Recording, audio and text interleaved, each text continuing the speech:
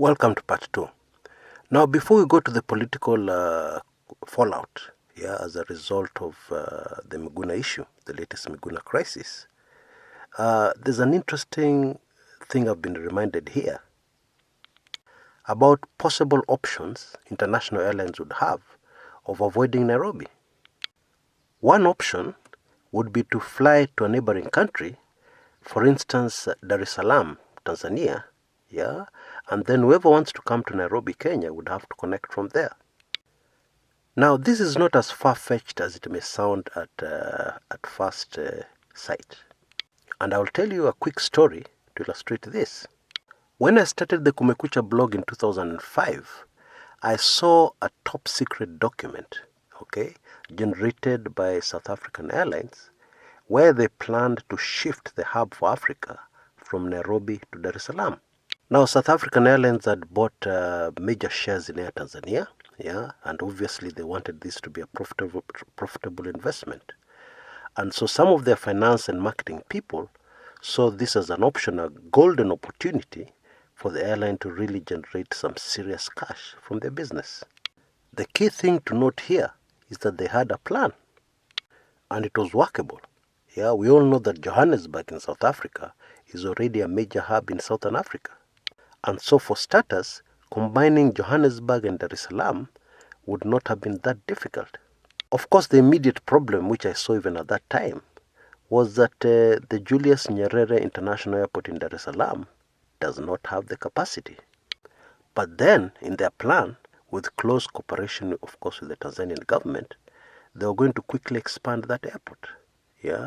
And indeed, over the years, that airport has been expanded. It is, of course, nowhere near the Jomo Kenyatta International Airport. There are a lot of issues, service, etc., personnel. There are a lot of issues which I don't want to go into, But the scary thing here for Kenyans is that actually there could be options, Even if they are not very good options, the bottom line is that there are options.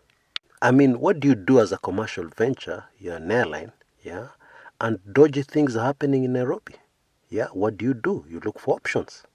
Now, I know some of you may be listening to this and you're wondering, what is Kshs talking about here? Has Kshs gone crazy?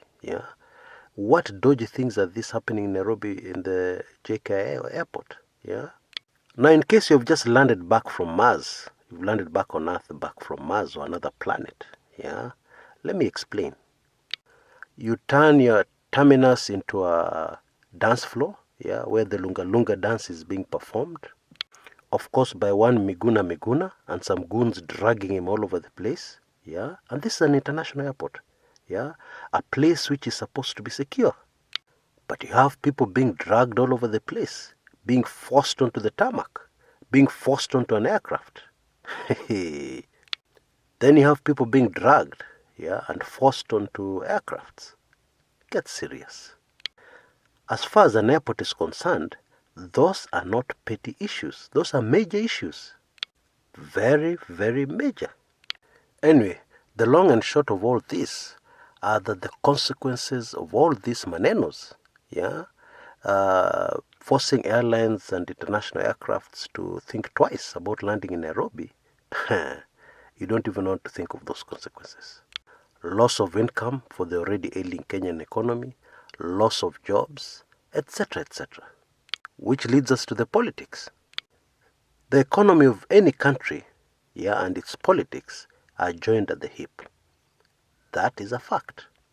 So far, nobody has attempted to analyze the impact of this Miguna standoff on the tourism industry in Kenya. Now, picture this. You're a tourist, you're planning to visit Kenya, you want to come to Africa, you're very excited. Now, of course, you've not been reading about what's happening in Kenya politically, Just like Kenyans never read foreign news, I mean, people are like that. People hardly ever read foreign news anywhere in the world. But now, all of a sudden, there's this major movie that has been released, Miguna Miguna and Lunga Lunga dance at JKIA, followed by an episode landing in Dubai without papers. It's breaking news all over the world. So tell me, do you think that will have zero impact on our tourism industry?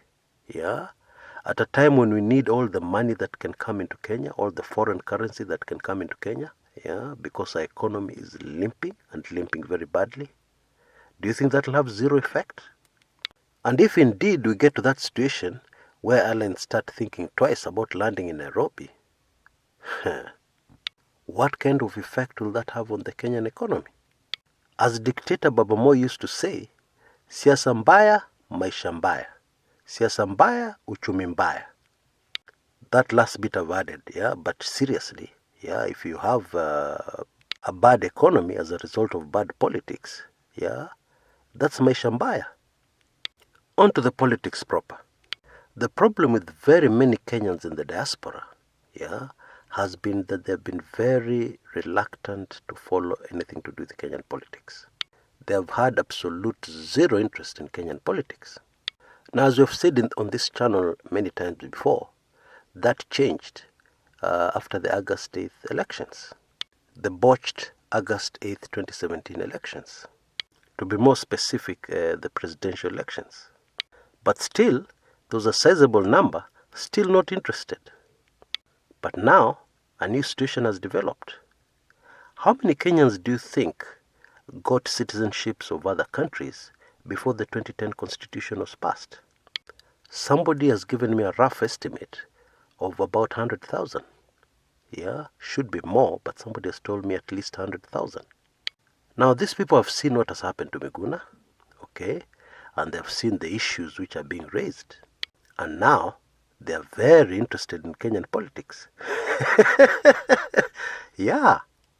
Indeed, if Miguna Miguna was to tell you a secret, this is one of the reasons why he has received such massive support and financial backing from the Kenyans in the diaspora. Indeed, it was a very smart move for Miguna to do a world tour, yeah, before returning to Kenya on the 26th. Very smart move. Now, Kenyans who are within the borders of Kenya and have never left the country may not be able to fully grasp this, except those, of course, who have relatives who visit very regularly, yeah, who are other nationalities now. They're citizens of other countries, but they're Kenyans by birth. Because I'm sure they're asking themselves, what happens the next time their relatives visit? Will they be slapped with huge visa fees? Yeah, you're a Kenyan by birth, you're coming back to Kenya, you're entering Kenya like a foreigner. The government has the prerogative of either admitting you into the country or refusing. People are scared. I mean, you could land at JKIA, and then those red-eyed, bloodshot immigration officials punch something to the computer, and then they start telling you, "Ai, huyu ni ile blogger ule anakaa huko Norway, anatukana serikali kila saa. Entry denied." Pap! Gosh. And you have come to visit your ailing grandmother. Yeah, that is the situation. Or they punch holes into your passport, and then they start doing a lunga-lunga dance with you. So, there's a lot of new political interest by Kenyans in the diaspora. Now, what impact will this have? Folks, we have already seen the impact. Old politicians who have been at this game for a very long time are suddenly feeling the heat, yeah, of decisions they make. People like Kalonzo Musyoka. And a lot of that heat is coming from the diaspora. Kenyans in the diaspora are rapidly becoming opinion leaders as far as Kenyan politics is concerned. And I'm going to tell you this for free. Kenyans in the diaspora are not the type to accept and move on. They are not. They live in countries where things work, where there are strong institutions, and they're asking, why not in Kenya? Why not in their motherland? And to be very honest, there's no good reason why Kenya should not be 100 times better than it is today. There's absolutely no reason. For instance, do you know, not too long ago, yeah, in the 70s, Kenya and Singapore, Singapore was behind Kenya. And there are very many other countries who are on the same level with, who today, we can't even see their heels. They are way ahead. And even more worrying to the despots in Kenya is the fact that Kenyans in the diaspora have financial clout. I mean, they have already proved that only a handful of them can finance Miguna Miguna. Only a handful, mark my words. Did you know that this Miguna issue is very interesting because a lot of people did not like Miguna before the most recent drama? Let's face it, Miguna Miguna is not lovable. Yeah? Is not a lovable personality. But a lot has changed after the latest drama. Hey, a lot has changed. I rarely make sweeping statements, but let me make one today. A vast majority of Kenyans see Miguna as the only hope for a better Kenya. That is a fact. A vast majority of Kenyans have come to the realization that you don't need a lovable political figure. What you need is a Kenyan with integrity. And many Kenyans are now realizing that that is very rare. Yeah?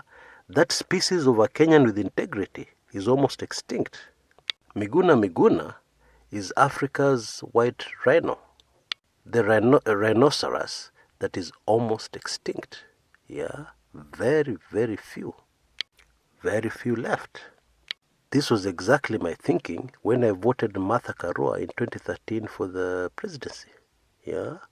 The truth is, you don't need a clever leader to lead Kenya.